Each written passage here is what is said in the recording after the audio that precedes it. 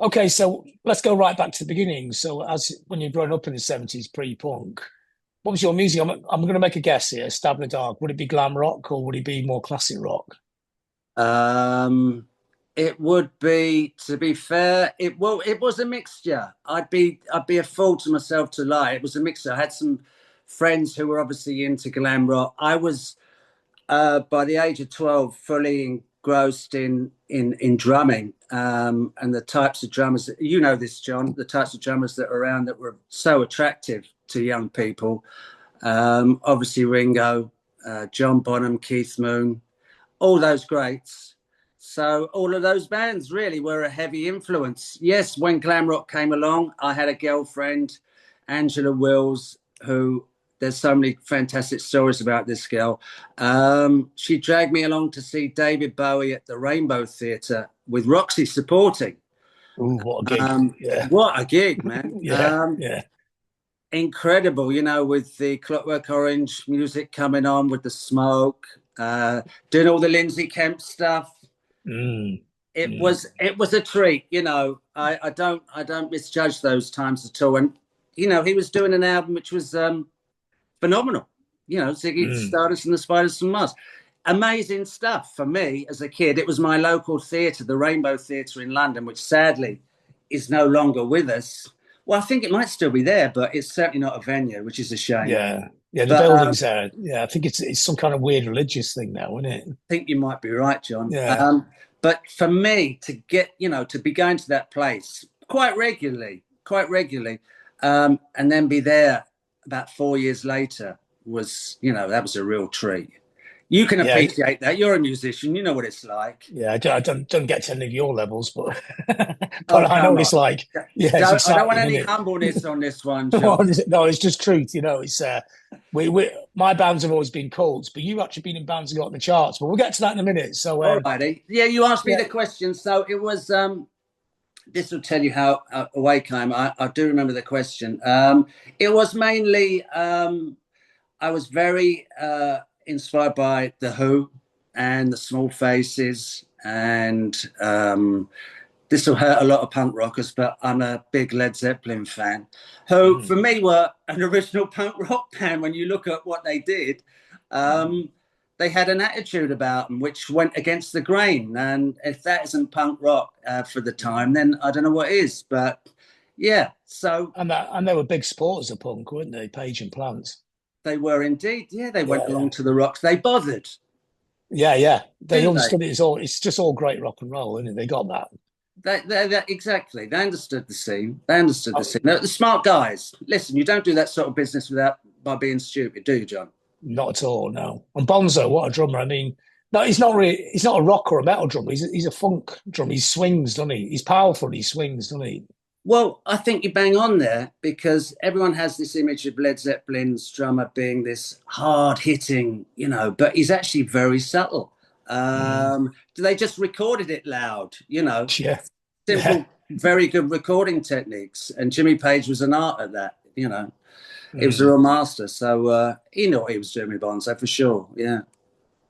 So that little bridge into punk, were you kind of aware that things are shifting in in town, 70, late 75, early 76, or I was, because I was very lucky. I had My dad got me a job. When I left school, I was a bit short of ideas, other than wanting to be a rock star.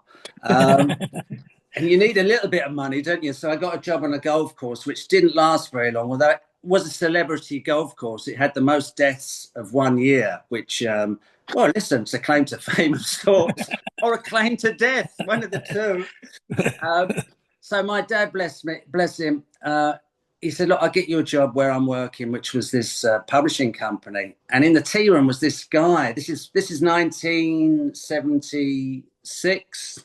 There was a guy in the post room called Danny Welch, who was a couple of years older than me, and we just hit it off straight away. And we went to a load of shows. He took me down Wardour Street to see Ed and the Hot Rods. We couldn't get in. The queue mm, was phenomenal, John. It went down to Old Compton Street.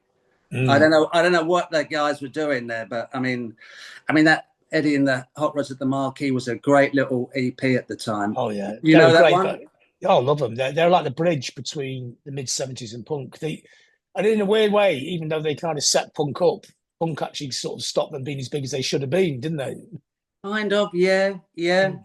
yeah. I mean, they went on to have some hits, didn't they? But not like the level they could have got. They seem like they're going to be like Dr. Feelgood were, the number one albums, that kind of size, but it's sort of didn't Yeah. get what they deserved, I always thought.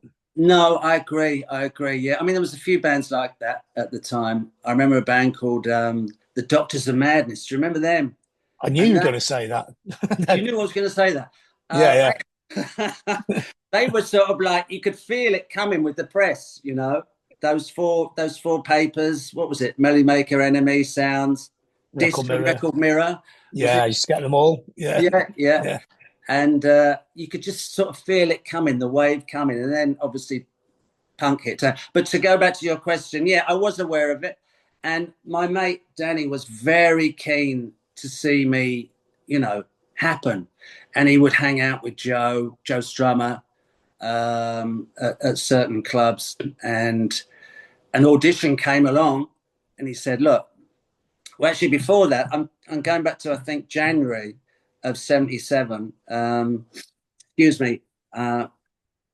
Jerry had left the Heartbreakers, and he got me to speak to who was the manager? Lee Childers. Childers, is Yeah, it? yeah, Yeah. yeah, And I didn't fancy it somehow. I don't know. It was they were strange from New York. Do you know what I mean? yeah.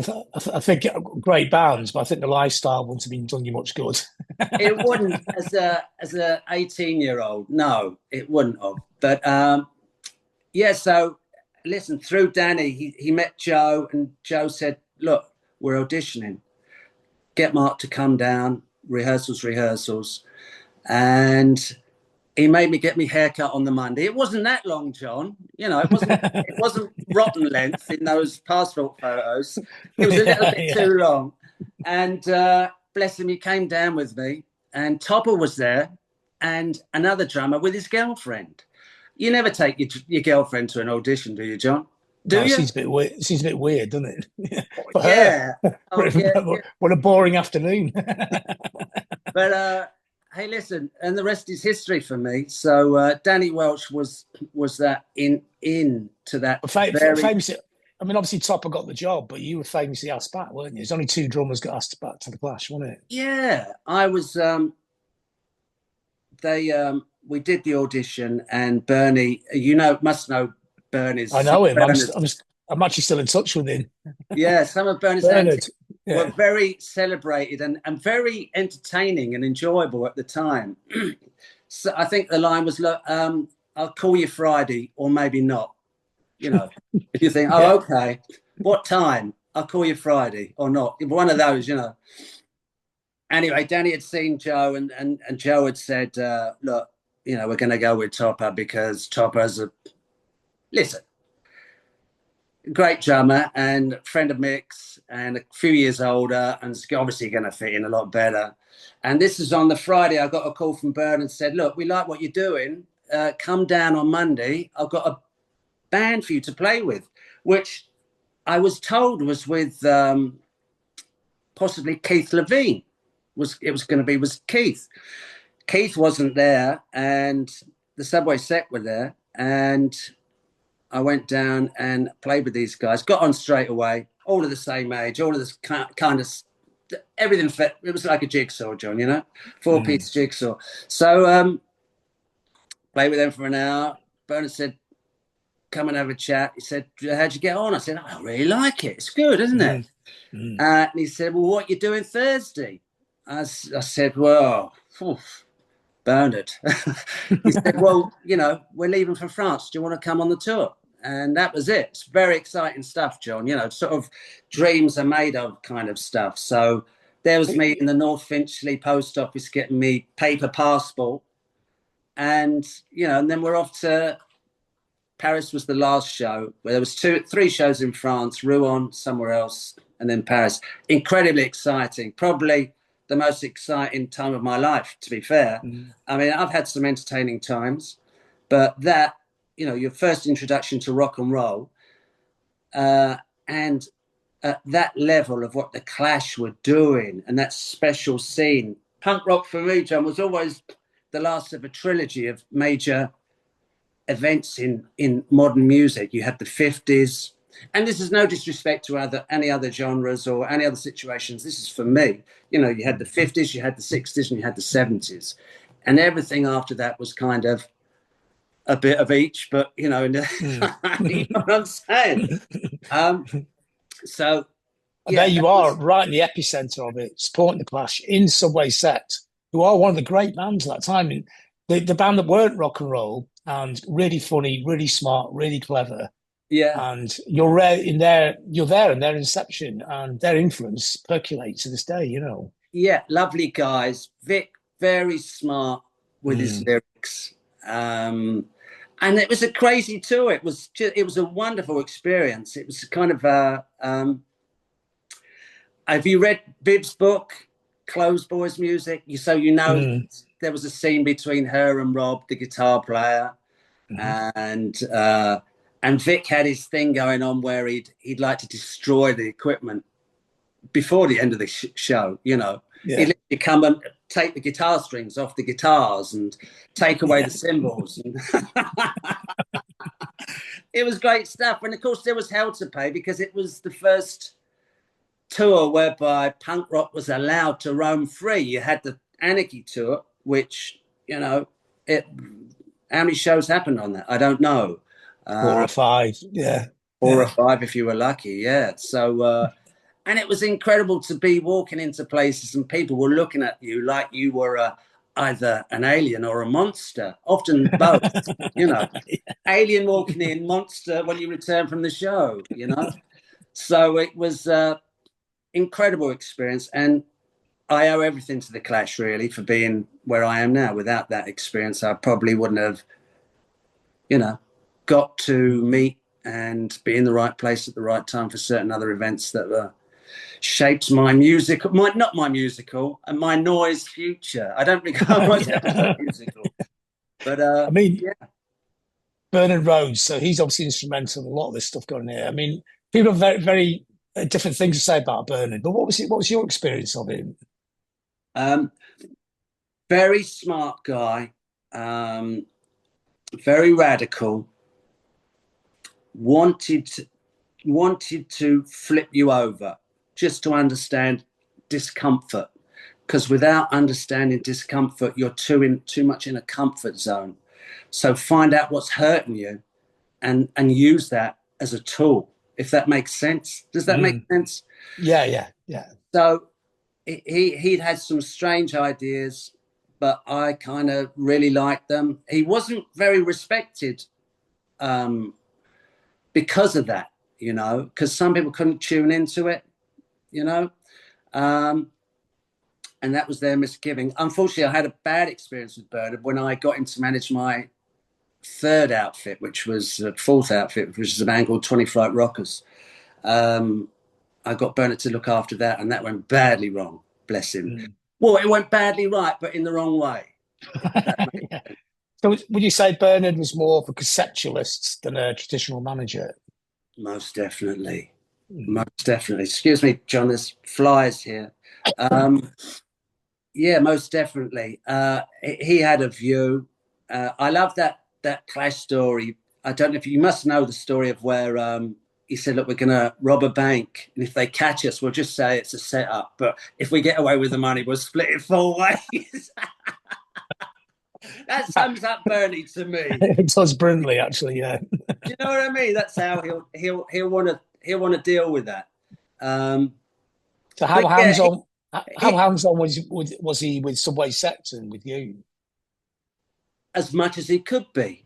Bernard was always available if you wanted to talk. I mean, he wasn't going to come and wipe your ass. He wasn't that type of manager. I mean, that it wasn't an easy tour either. You know, there was difficulties, obviously, and the Clash, especially at that time, because of the nature of the deal with CBS and them wanting to be seen as being totally above it, you know, in control of the situation. There was difficulties there.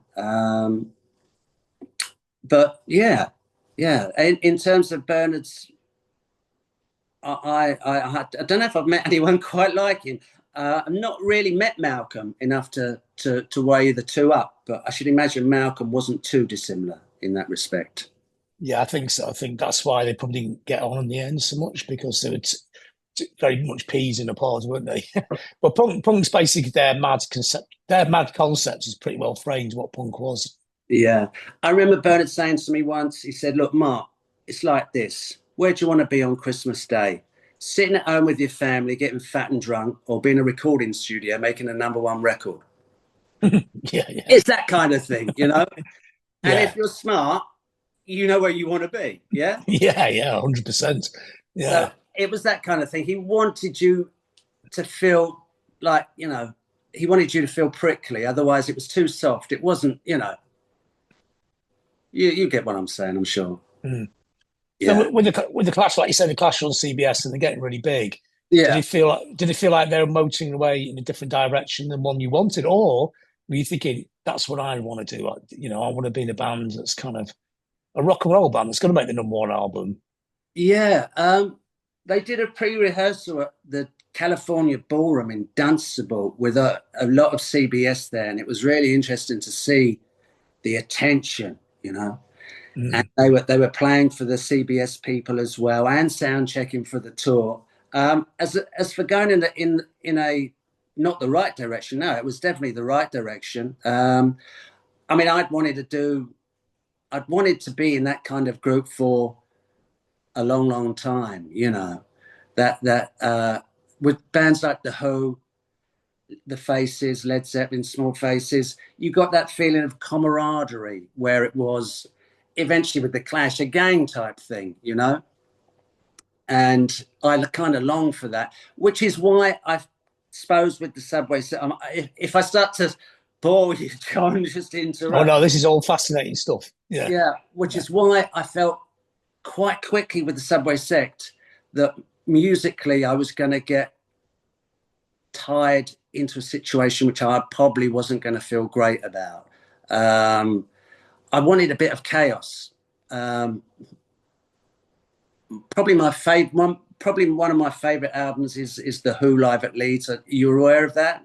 oh yeah, And there's moments, I call it orchestrated chaos, whereby it's just almost like Metal Machine music, but with a little bit of melody in there, you know. And I loved that. And I knew I wouldn't get that in the Subway Sect, so I had to make a decision early on in that tour.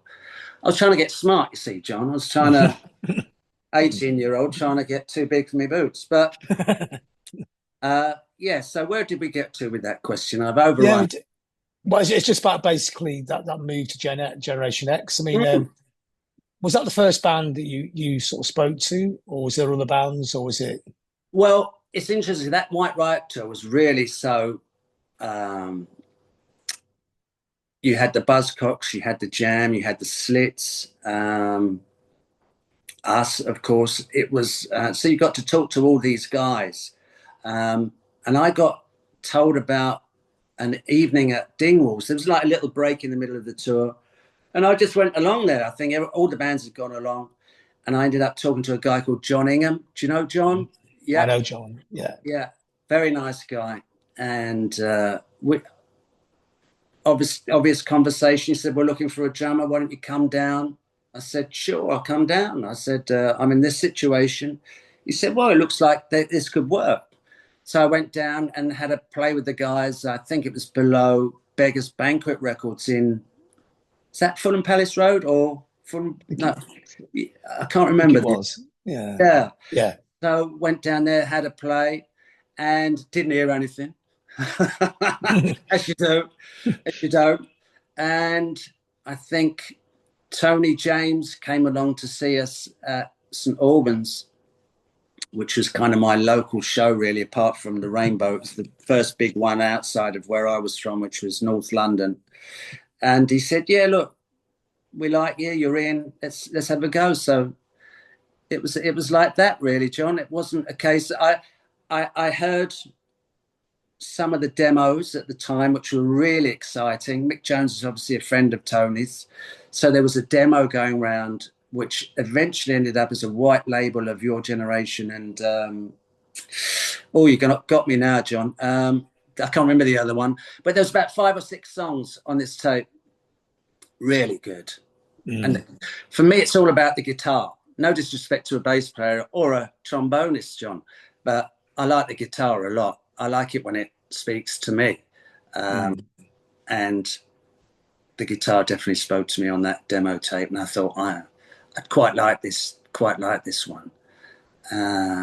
Yeah, which is it's quite satisfying, really. So how did that work in that band? What's the dynamic of that band? Was Tony kind of the conceptualist there? Because he'd learned a lot of Bernie, hadn't he? And Billy's also really smart, and he's you know, it's a worked out band, isn't it? There's a lot of pop art in Generation. That's classic rock and roll. Yeah, it's a cleverer band than people assume. I always think. I think that's very complimentary what you said there, John. And I would obviously, I'm not going to deny that because it's true. I think that's the case. I think if you dig deeper, you'll find a lot more stuff. It's kind of tarnished, really, by some unfortunate photography. And yeah, I mean, going back to the original question of Tony. Tony was very instrumental in bringing in some certain imagery and using the right people, knowing who to use. You know, come up with your own idea. Otherwise, the video director's going to come in and bring his thing in, which you might not like. You know, be smart about it. And Tony definitely had some of that. Not sure he was a punk rocker, really. Definitely not a punk rocker, but there wasn't too many punk rockers in Generation X, to be fair. I mean that in a nice way, John, you know. I think he's more classic rock and roll, but he understood he could sieve it through punk and make it punk enough. Exactly, John. Yes, yeah. But Billy been in the Bromley contingent, so he's there from the start, and he's one of the original 50. Yeah, so, yeah. No denying there. Tony had. I think the issue, a lot of the issue with Generation X, which was a problem, it was a problem. It wasn't so much a challenge. It was a problem. Was that Tony was a lot older than certainly myself and Bob Andrews, like 6 years older. When you're 18 and 19, and somebody's that's a big draw there. That's a real elephant's foreskin in my mind. So not that I've ever been that close. You don't ever. Just guessing.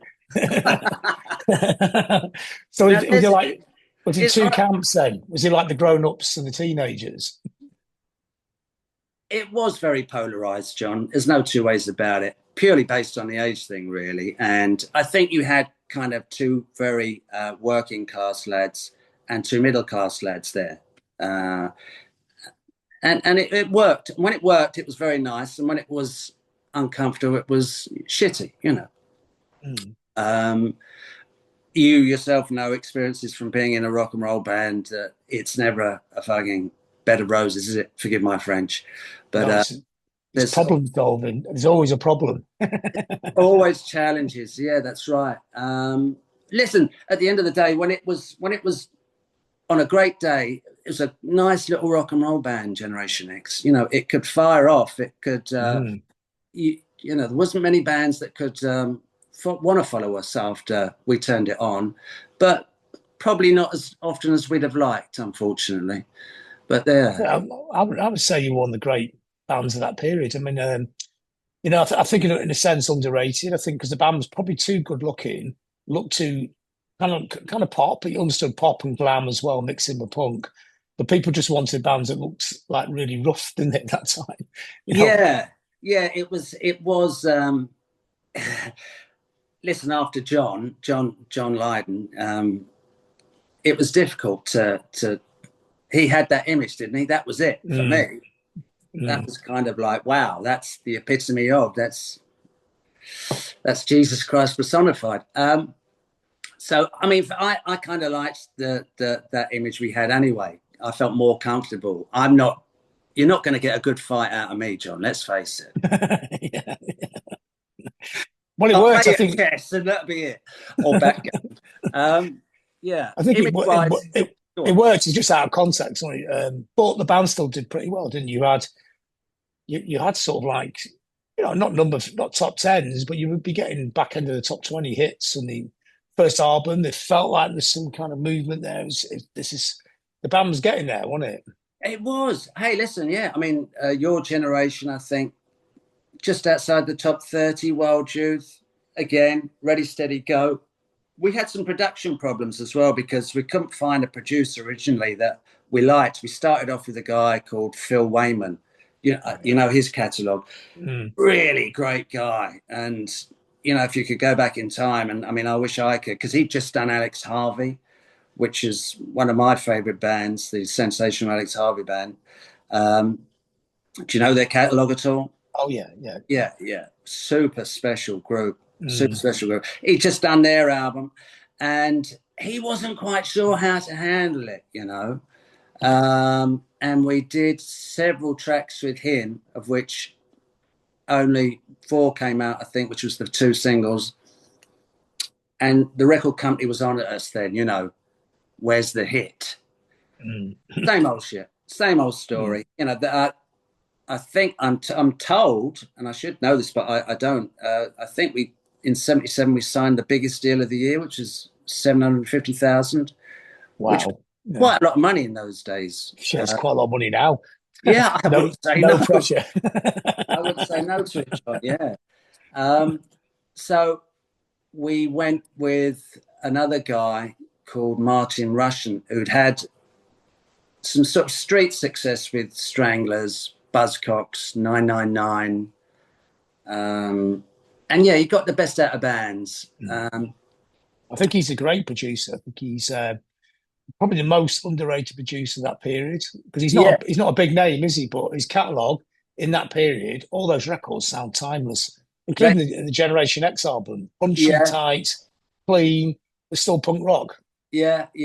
And he just had that way. He was like a kind of like your best football manager, mate, really, like just setting the scene, making sure there was no problems and making you feel good about going in there and doing it. Whereas Phil was more old school and used to musicians being very hot musicians and going in there and just doing it, expecting it, Whereas this is a punk rock outfit, and not every day is the same. It's not session music stuff, I'm certainly not to this day a wedding drummer, But Martin was good. He once again, he had a great guy with him, twiddling the knobs. I don't mean that in a pornographic way, John. Alan Winstanley. Great engineer. Yeah, great engineer. So we got through that period. I loved the actual... we had a photographer at the time called Gerard Mankiewicz, who'd done serious good stuff. So we're starting to get involved with some nice people, and turning the cover, I think, is fantastic. I'm not just too displeased with that first album. I mean, there weren't many takes to each song, and it was like, yeah, that's as good as we're going to get that today, and we're going to do it. Just carry on. And I'd say it's still one of the classics of the period. It's a fantastic sounding record. Put it on now, fresh, exciting, great songs, great performances. I agree. I agree if that doesn't make me sound too egoist, but yeah, it's very fast. Yeah, it's exciting.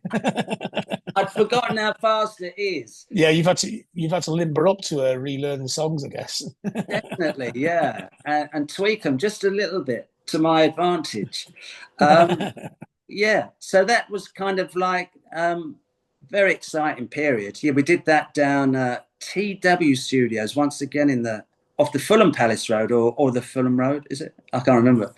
But horrible little dirty basement studio, He did all his records there, and they all sound great. When I was a kid, I thought that was some massive studio like Abbey Road. And then I read about it, and it was basically a shed. And I was thinking, how did you make everything sound that good in that little space? I think it's below a kebab house. Yeah, that's what I've read. Yeah. But yeah, so yeah, no, it was very exciting. And of course, at the time, then we're doing TV and doing not a lot of shows, actually. I think Generation X never played as much as people think they did. Rarely went to Europe. I think we only went to Paris once for a few days for a few shows. The Isle of Man and the Isle of Wight. We like these tiny little islands, you see. A big island band. Yeah, like the Shetlands, you know, world tour, one night only. Yeah. But yeah, so no, we never actually played a lot. Never went to the States, which is miraculous. And quite early on, management problems crept in, which was interesting to watch go on, because it usually featured Tony arguing with John Ingham and Stuart Joseph, and trying to resolve certain situations which became unresolvable, to the point where I got a call one day saying, look, John's out, you know, it's just Stuart. But I really like John. What's going on here? What's that? And you never found out certain stuff. So that was complicated, because they'd signed themselves to the record label as well. Oh, so you weren't actually technically signed? We were signed, but so were the management company. Oh, okay. So it's even more complicated. Yeah. So we're now in a situation whereby, to get rid of management, you've got to buy them out of the record contract. So the till is forever chinging away here about how you make money. I mean, you know what the deal was in those days. You got an advance and you had to pay it back before you made money. So unfortunately, John, bless him, bit the dust. Really nice guy. I remember him showing me the cover of Raw Power once, and he goes, because you know this one, don't you? And I went, no, never ever heard it. You've never heard Raw Power? He said, take it home and call me tomorrow. And he was right. Don't you love those moments? Yeah. Where it's just like, it's not even a light bulb. It's just like, how did I miss that? You know. Well, to be fair, Iggy wasn't as big then. He's very, very cold to that time, wasn't he? Yeah. Now he's a rock and roll legend, but he wasn't really a rock and roll legend then. No, I guess not. I mean, he was highly revered. I remember everyone was talking about him because The Idiot, and when Lust for Life hit the dance floor, Jesus, that was a massive album. I don't know how you feel about that album, but it's. I saw Iggy 2 days ago. It was mind blowing. He's still fantastic. Yeah. What a creature! Yeah. I saw him on that tour with Bowie on keyboards. Unfortunately, it was at the Rainbow, and the sound was terrible. It was an enjoyable experience, because it just suffered. It suffered purely by the sound, you know. But there you go. So, yeah. So you get to the second album, and I guess the wheels are all the problems you talk about here start to manifest in the group, aren't they? I mean, I like that album, but it sounds.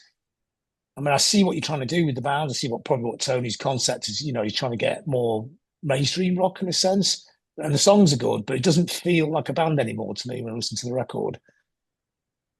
There was a lot of shape shifting going on at the time, John. I was still wanting to keep some of this kind of pop chaos. Let's call it pop chaos, just for the sake of the conversation. And it was quite obvious that we were going to struggle to record that. You know, it takes a certain ability and a mindset, and often time in the studio, which we were fast becoming short of. You know, it was being asked of us to be a lot smarter and quicker. But direction-wise, Springsteen had started to creep in with Tony, and he'd taken that on board and was. Look, lyrics are subjective, aren't they? You make of them what you will, and probably we took a lot of flack from certain lyrics where we should have been a bit more basic, you know, rather than trying to write somebody's life story, you know, some fictitious life story. But look, I'm not going to knock them. They are what they are, and some of his lyrics are great. I really, really like them. In terms of the actual song styling, we were leaning towards trying to get some sort of commercial sense out of the group. And it was frustrating because I didn't want to bang out Smoke on the Water every number, you know. I like, you know, I like pop songs. I like, there's some great, you can't beat a great pop song. Very hard to write a great pop song. No, really difficult. Yeah. So it was, you could feel the challenge becoming harder, you know, as a group. And Billy, bless him, was mad keen on Gary Glitter at the time. And I remember at one rehearsal, it was just along from rehearsal to rehearsal. I saw him come in the rehearsal at the end with a Gary Glitter album under his arm. I thought, please, no.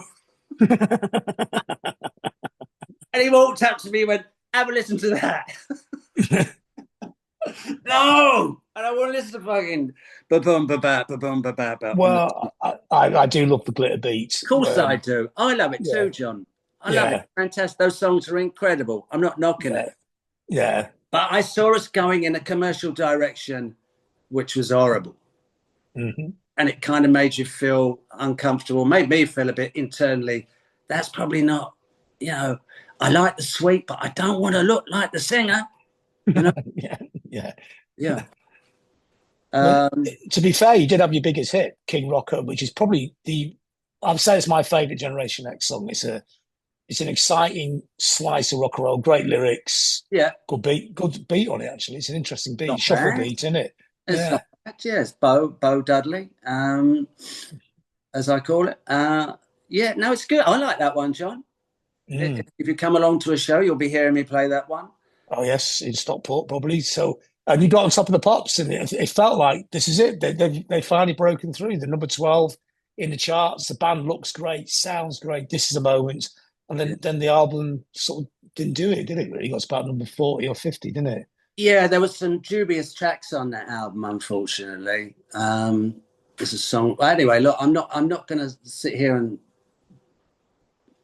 cut to pieces some of the songs I don't like. I mean, they are what they are. But yeah, it didn't quite happen as you point out. And we had some unfortunate shows as well. We had a show at the Lyceum with the Fall and the UK subs supporting us, and it was like an onslaught of hail and thunder thrown at us. You know, it was we were going into unfathomed waters with that album, John. It's the most polite way I can put it. Yeah. I mean, what was it like working with Ian Hunter as a producer? It was for me not great. He didn't want. He saw the album as being Charlie Watts, whereas I still saw it as being Keith Moon, and it was a very uncomfortable joining up of that. And I was under a lot of pressure on that album. Difficult times. Hey, listen, we got through it in the end. And didn't they bring in Jethro Tull's old drummer to? Well, the deal was with you. Yeah, the deal was that Clive Bunker was the Jethro Tull drummer, and listen, I'm a big Jethro Tull fan. If you listen to some of the great Jethro Tull songs, first two albums, great. Yeah. Wow, goodness me, it was recorded both with myself and Clive, and on certain tracks there's two drummers, which is, I didn't understand the process because we were short of time. So on certain occasions there'd be two of us playing the song, and it was taking a long time to do, you know. Strange. And probably, if I'm honest, and it's easy for me to say this now, probably it was a time when I should have said, oh, actually, there's the door. I'll get me coat. See you in the clubs, like when George Harrison left the Beatles. Yeah. Yeah. So, but hey, look, I didn't want to leave a great rock and roll band. You know, Mm. I was hoping. How, You always hope that mm, tomorrow's going to be better. I mean, mm. hope's an unfortunate word in itself, but you know, yeah. But it did. Well, it wasn't that long afterwards that you kind of both left, like one after the other, you and Bob. So yeah, I think. See, we never went to the States with that. That was the album where we were meant to go and promote that. Never happened. Billy went across to do some promo stuff. Uh, I'm not sure if the manager went with him. Perhaps Stuart went with him. I can't remember now. And nothing came of that. And we just did a few shows in the UK to promote that. Not many, not as many as a band should do to promote a heavily expensive album. Mm. Um, and then by this time after the second album, as I mentioned at the beginning, the band being polarized, is Bob and I, who were sharing rooms and having our fun, Mm. we had discussed where this was going wrong, and he was deeply, uh, you know, upset about the situation. He was not getting the credit that he should have got, really. There's a interesting argument, John, about who writes a song. Oh yeah.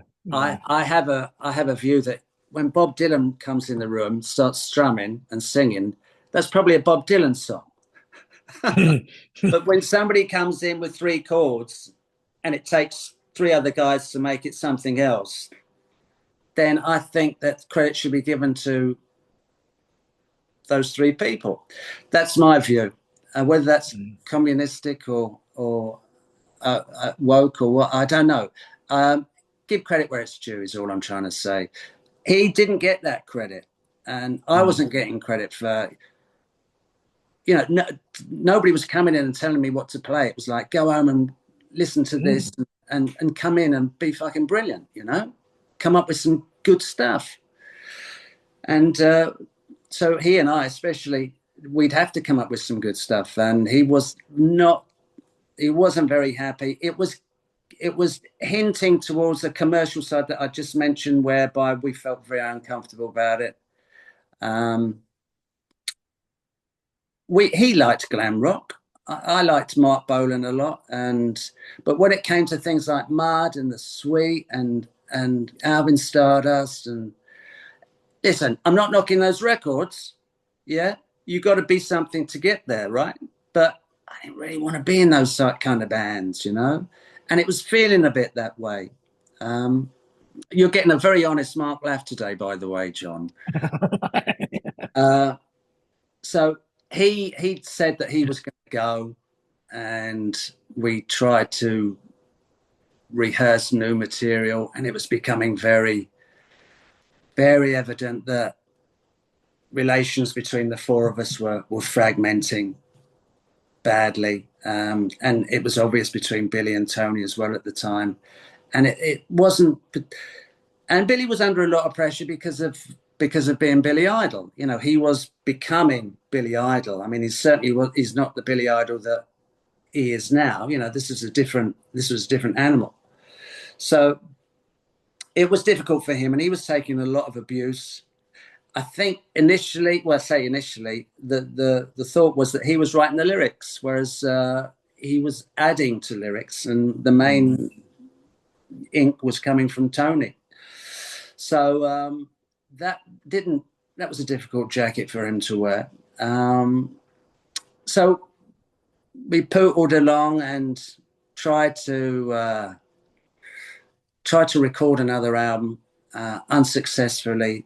The vibe was horrible at Olympic. It really was a very unfriendly vibe. We went in there with an engineer with a view to doing it ourselves, almost like pushing the self destruct button in many respects, Mm. Mm. and reliant on this engineer who'd had some history. John, he had his history, to say when it was a good enough take, and none of it really is that great. But we'd lost that little bit of spark, which you definitely had on the first album. It was You know, the bomb had gone off and the mushroom was like spreading too far apart. But Mm. so that, yeah. So I hope I haven't bored you too much with that. So then it was time to bail. So I think we got Bob back, if I remember rightly, with the promise of a Japanese tour. I can't remember now, but I think everyone wanted to try and realize. Listen, Bob Andrews at the time was the best guitarist in town. John, Great player, fantastic player. forgive Yeah, my French, but I shit thee nay. He was. yeah, He was. yeah. He was the youngest of them all as well. You had Steve New, but he wasn't as good as Bob. Bob had a real good feel on the Stratocaster, and I think Tony and Billy realised that and thought, well, we better let's try and make this happen. So he did come back with the promise of a extra 10 bob on the wages. I think nobody was getting paid. We're not getting paid here, John. You know, we got, Yeah. occasionally you get some money, and it'd be like, okay, you get this little, go and buy some clothes for the for the shows. Okay. So yeah, so we did a Japanese tour, which everybody loved, of course.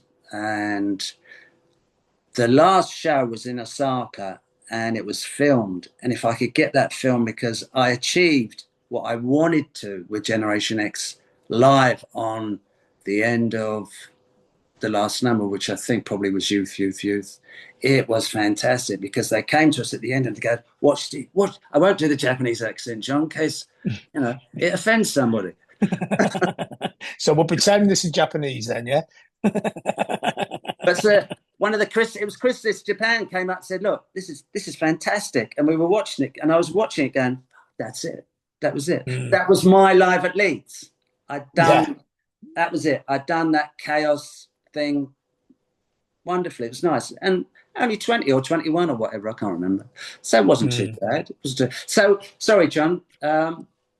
Where did I get to? So we did that tour and came back. And it wasn't very long before Bob thought, oh, this is terrible, can't go. And you go understand when you go into a rehearsal room, as you know this, you're a musician. If somebody's not touring, Bob's a mute anyway, at the best of times. But if he's a mute in a bad mood, and it's a marriage, isn't it, being in a band? Yeah, it just drags everything down, doesn't it? Of course, no matter what the circumstances, you look great today, sweetheart. Even if they look like a bag of shit, Yeah. So he went again, and I thought, well, it's just a matter of time. And I thought, well, let's just see what happens. And sadly, I went into Chrysalis Records one day to see some people. Flossie, I think she was in the PR. I'm amazed at my memory with this. But yeah. And she said, "Oh, Billy and Tony are upstairs in a meeting," and I went, "Are they?" And a secret meeting. A secret meeting to alleviate me of my stool. So I went into this meeting room, and there they were in front of all the directors. Quite hilarious, very Spinal Tap, and it was done. Then I left. Had a phone call from Tony that night saying, "I'm really sorry," and all this bullshit. And it was done. It was over. So that was it, really. Yeah, we had a decent attempt with a song called Dancing With Myself. It was all right. I mean, we should have. It was just nobody was in the mood, John. Nobody was in the mood.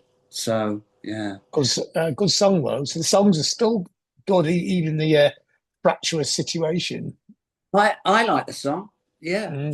There's not many. There's not many I don't like. I think on the second album we were just veering through to a kind of like Springsteen-esque kind of like storytelling of even musically it was like that, and heavy arrangements on that album, John. I know you'll appreciate that as a musician. What do you prefer, singing or playing the bass?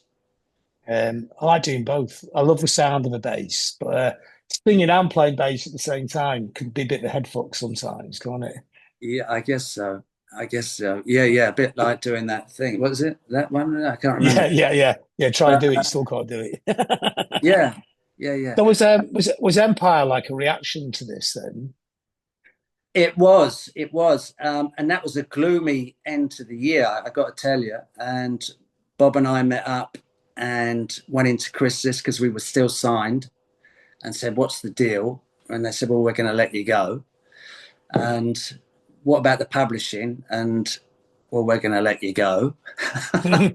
So it was, it was empty pockets once again because the publishing deal had just come up, and we could deliver some songs, and if you've got a little bit of money, you can go into studios and you can do this, blah blah blah.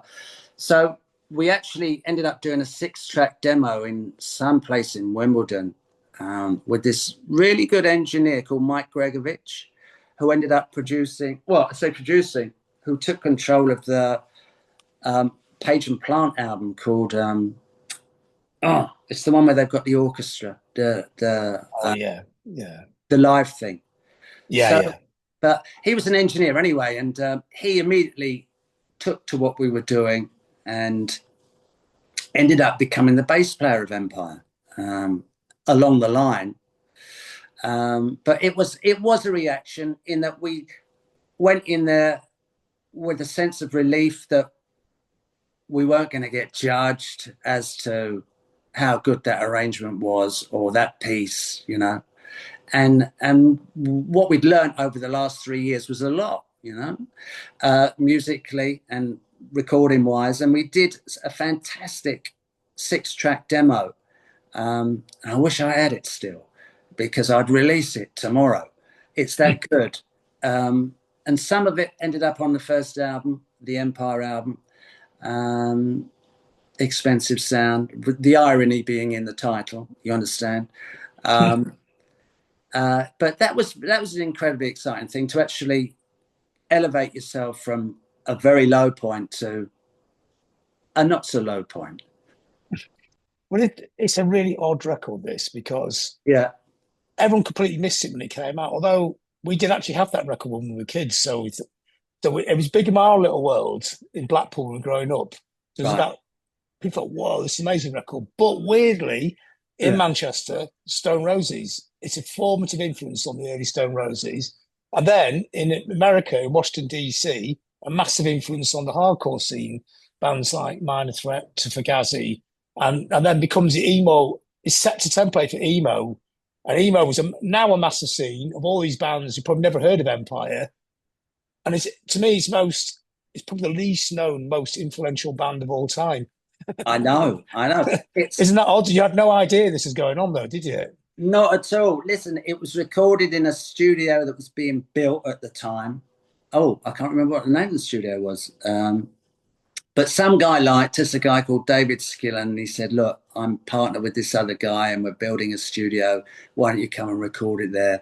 And it was all new equipment. Nobody knew what the fuck was going on with it. And forgive my French. And yeah, well, anyway, listen, we got it done. I'm sounding like a downer on it, but it was hard to do. It wasn't easy to do because the sounds weren't coming out right, But we got there in the end, and we added these three or so tracks off the first demo. But it was a tiny little label called Dinosaur Discs, based out of a record shop in Earls Court, London. Is it Earls Court or South Kensington? One of those places. I can't remember now, John. But yeah, we did once again. We did very little playing live.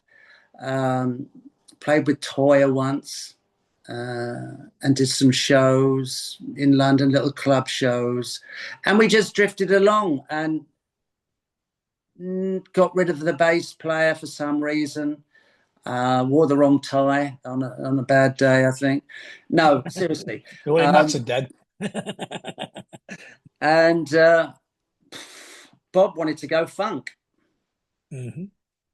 Now, I'd done with going in directions I didn't want to go in. And bless him, maybe it's the fact that I'm a Taurian and stubborn as fuck, but we all went down the pub and he said, listen, I think we're probably best if we part now. And that was that, really. I think that was about 1982, I think. So we didn't really last that long, but we couldn't find anybody to bite on it, Couldn't get arrested, I think the terminology might be, John. Yeah, couldn't get arrested.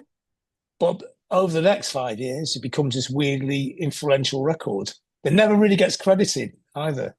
No, I know. It's fantastic that people like Henry Rollins and I think... Well, he loves it because Ian Mackay in Washington, D.C., it's his favourite record. He brought it in there and he got Rollins into it.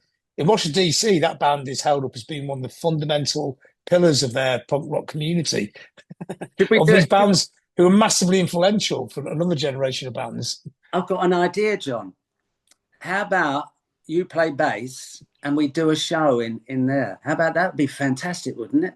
Yeah, that'd be good fun, yeah.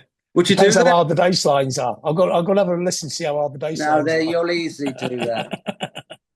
That'd be really cool, wouldn't it? But actually, you could actually get in touch with all the people influenced by it and see if they want to guest. Yeah. I know the Stone Roses loved it as well in Manchester. That's a huge compliment for me because I'm a massive... I love the Roses. Great. What a rhythm section. Amazing. Yeah. Geez. Well, it's John Squire was a big fan, but I know Ian Brown and Manny also liked Empire. So, yeah. I'll message you and say you're back out again. Come down to the Stockport gig. Are you going to do any Empire songs in the XGenerationX, or is it all going to be sort of Generation X? There's a couple of... I'm hoping to get in a couple of twists, John. I mean, mainly they're the tracks that I like off the first and second album.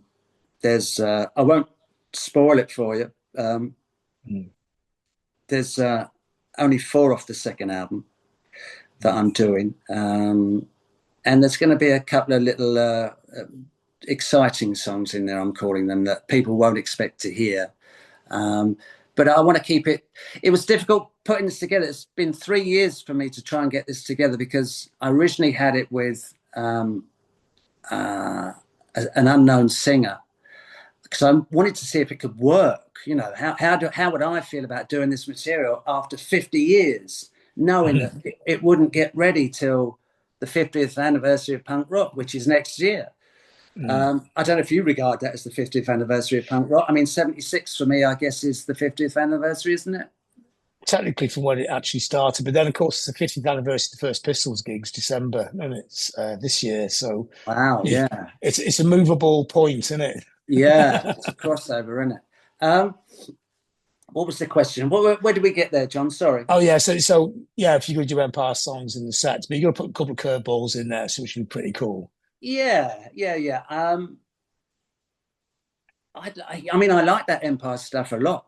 And it's a shame that Bob has gone the way he's gone. He's very, very quiet these days, doesn't do much and doesn't seem to have that much interest in stuff.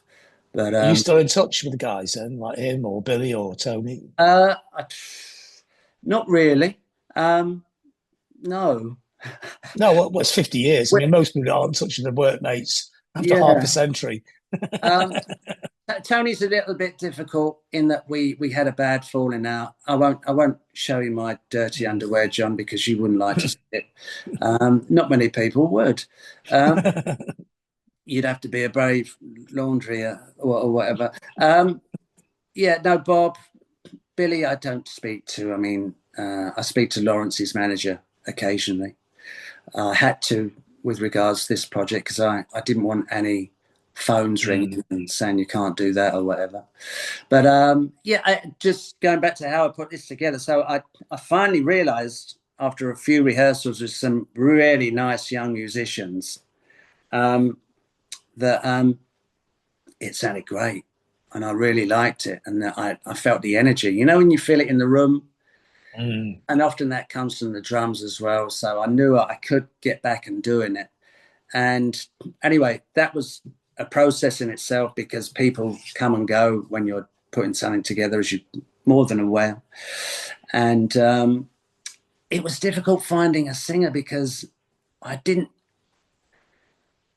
want somebody to feel that they had to pretend to be Billy Idol. I considered the Queen avenue of like, shall I go and get two guys that are doing Billy Idol tribute?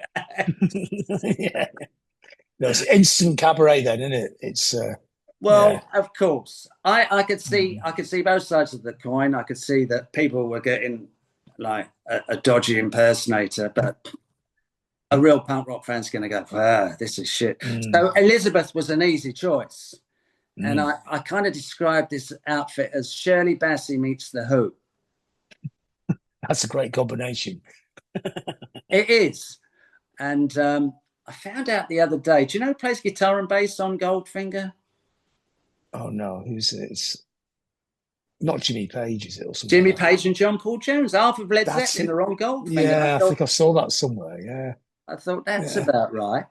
And Not I'll give you a little pop fact. Do you know who produced Shirley Bassey? Some of her records. Oh, hold on a second. You've worked with him. Phil, no, not Phil Wayman. Who? Martin Rushent. Did he really? Oh, Yeah, wow. he just Shirley. That's what he's doing before. Yeah. So, what about 25 Rockers? And I guess you're not going to go back there again with this, but I mean, Well, to me, that was like a perfect band at the wrong time, in a sense. It was just like, it was very conceptually perfect, wasn't it? It's like, it looked like a rock and roll band. It's like Bernie Rhodes could have dreamt that up, couldn't he? But maybe it was too perfect. What do you think now in hindsight? well, I'll be honest with you, John. It's my favourite group because after splitting with Bob Andrews after Empire, I hooked up with some friends, and I said, I think I'm just going to go sideways and do a bit of acting. You know, I've always been fond of the, and my mate said, no, you're not. We're going to put a band together. This is a guy called Steve Council. I don't know if you know that name. There's a fantastic video of him and Shane in Los Angeles doing some blues number. He's playing harmonica for the Home Wreckers. But if you check that out, fearsome harmonica player. And we put a band together with the guitar player from Fairground Attraction, pre-Fairground Attraction, a guy called Mark Nevin. And he great guitar player, but it weren't going to be the Who live at Leeds, you know. And we put an advert out for a singer, and I've got the story wrong. Apparently, I met Gary out somewhere, but anyway, we teamed up, and I had to make a terrifically difficult decision to encourage this guitar player to join the band, who said, I'll join if you get rid of him. Oh, no. The bass player, my mate. Oh, what a nightmare. Yeah. John, these decisions that we make, you know, they're life-changing events because you suddenly feel like the biggest cunt in the whole world overnight. And you probably are, or one Well, is. that's what being a boss is about, isn't it? I suppose if it's your band, you've got to make the bad decisions, the big decisions. Yeah. It was, yeah. So I really loved that band, and we, you know, it's interesting that you say, you know, was it too perfect? What is an original idea? And I wanted to base it on some true rock and roll stuff. And so to go back to the beginning and the Gene Vincent leather, Eddie Cochran leather, that seemed just like a natural thing to do. And learn those songs because, hey, listen, I'd had quite a bit of experience by then. Well, so I thought. And I just was trying to use that. Like, if you can play those songs, great. Whatever you're going to come up with yourself is going to be not too far off being decent, John, you know, being decent. So I listened heavily to some stuff, a drummer called Earl Palmer, who did a lot of the sessions. Especially with Eddie, and the drumming on the Eddie Cochran records. He's probably my favourite rock and roll. Obviously, Elvis is our Father in heaven. But Eddie, for me, does it. I don't know why. Well, he could write the songs. I mean, and if he had lived longer, he could. Could he have been as big as Elvis? He was definitely on the way up, but he didn't have long enough. He wasn't around long enough, was he, to make No. the full impact? But if you look at his, it's almost as though if you look at the amount of work he did in the short time that he was in the recording studio, it's absolutely phenomenal. And he also recessioned as well. Started off with the Cochran brothers. One of my favorite Eddie Cochran songs is a song called Opportunity, where it's kind of like an Everly Brothers kind of thing.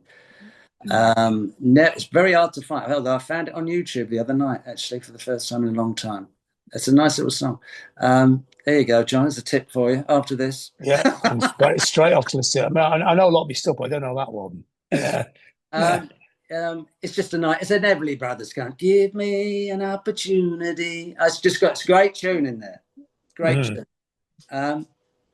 So yeah, we wanted to develop any new material from that, but encompassing, once again, I could return to the chaos. So a lot of 20 Flight Rockers had this snowballing effect in the songs. I'm trying to get hold of the tapes now from Warner Brothers. They've got the entire collection to get a release. But I was with the guys the other night. I was with Gary, because he lives in Los Angeles now, and Ian, the guitar player, and they're very keen to do a couple of shows next year. So that might happen as well. So that's exciting.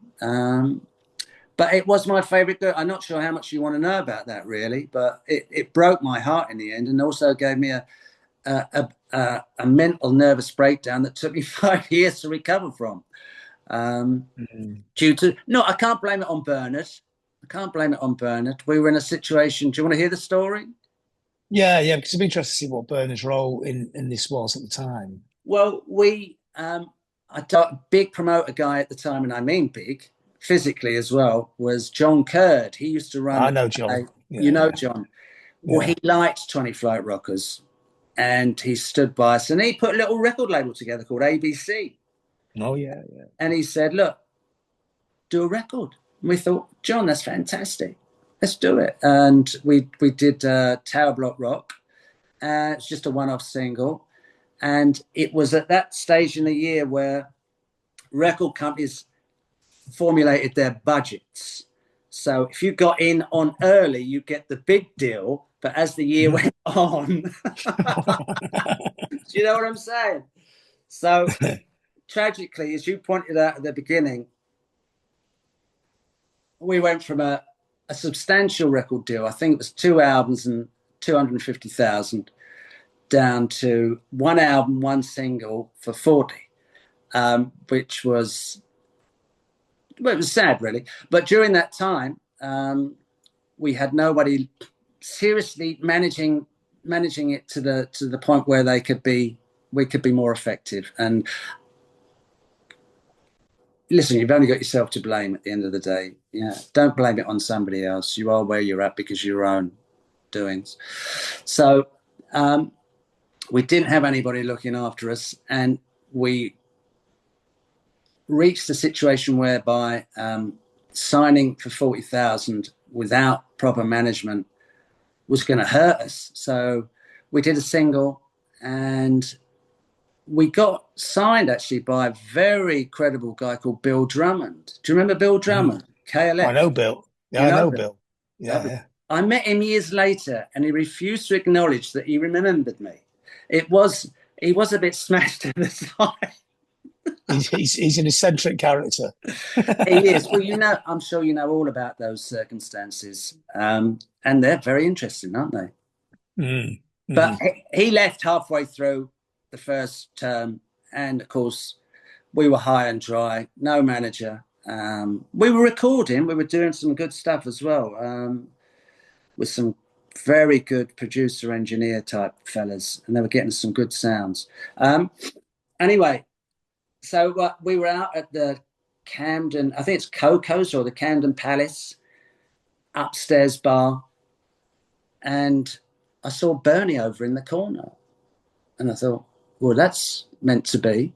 And I went over to Bernie, and I'll give you a call Friday or not. We're back to that one again.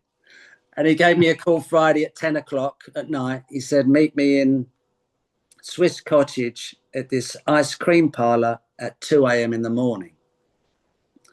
So I said, okay. So I've called Gary up and said, we're meeting in Swiss Cottage at this ice cream parlour at 2 a.m. in the morning. And we get there and he's there with this young girl and we're discussing what the deal is. Bernie's laying his scene, you know. And he said, okay, we'll see how it goes. And immediately Bernie was trying to, as I said to you earlier, flip the coin and turn it into something that it wasn't. You know, it was a rock and roll band. I didn't want it to turn into Joe Boxers or you know, there's the guy Kevin from Kevin Rowland. Yeah, I didn't want it to go in some crazy direction. I wasn't ready for that. And so we worked with Bernard. And Bernard, he said, look, I'll go into Warner's and see what the deal is. And he went in and came out. He said, look, he said, there's good and there's bad news. He said, the only person they like in the group is the guitar player. So what we've got to do, you know where I'm going with this, John. We've got to fire the guitar player because then Warner's will release us from the contract. Then we can go to Arista in Los Angeles and just start life over. And it'll be like, you know, happy days. And so it was quite ironic for me to having to lose my mate at the beginning of this journey.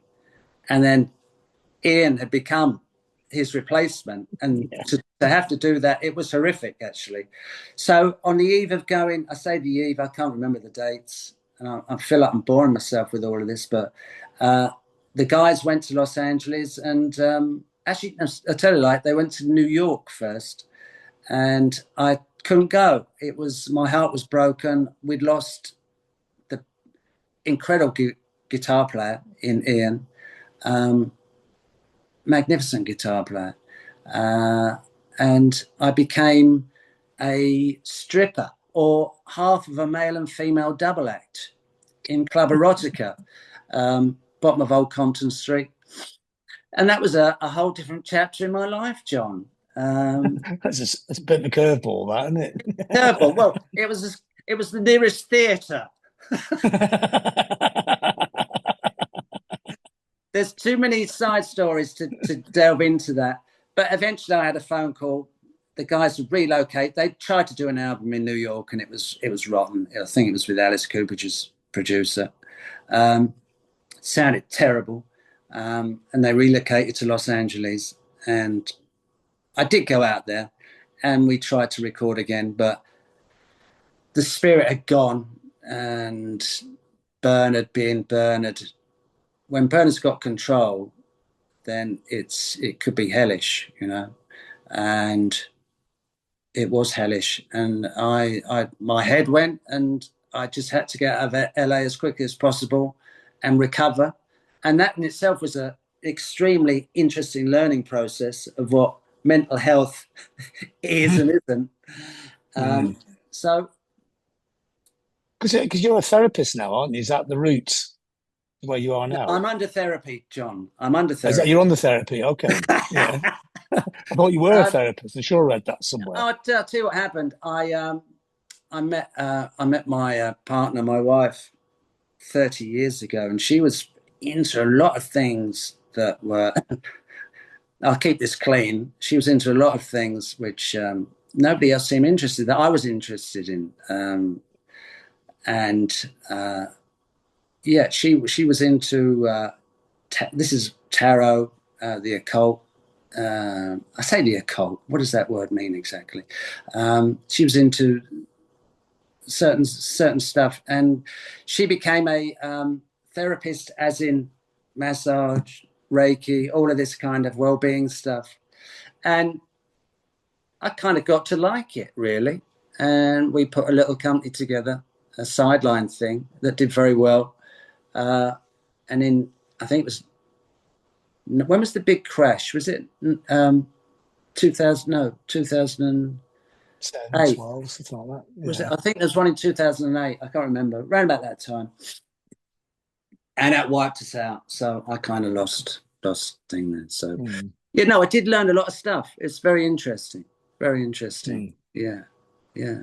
So brilliant, Mark. I think we've covered most of the bases there. So is it just one tour this, or is there plans, go to festivals, more tours, or are you just leaving it open ended? If they'll have me back, John, is all I can say. It's down to if it goes if people like it. I'm not going to flog something if it's very exciting in rehearsals, and I just hope that people will understand that it's not going to be a clean.